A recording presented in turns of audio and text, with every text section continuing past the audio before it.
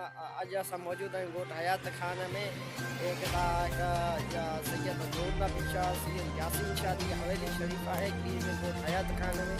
अॼु ताईं सर्वे आहे पैसा न मिली सघिया आहिनि कंहिंमें DC कंबा शहदार कोडा डिप्टी कमीशन वज़ीर आला सिंध वॾे वज़ीर सैयद मुराद अली शाह सदर हासिफ़ ज़रज़ाई बिलावल भुट्टो खे फिराब डालपुर खे मीर नातर खान सरदार खान बौरान खान जानी किथे बाला इदारा आहिनि असांजे सूबे कंबा शहदार कोट जा किथे असांजा इंतिज़ाम आहिनि उन्हनि खे असांजी मुतालबो आहे फ़ौरन असांजी हाणे किथे गर्मी अची रही आहे हुन में ॿार किथे सिर असांजा गर्मी में किथा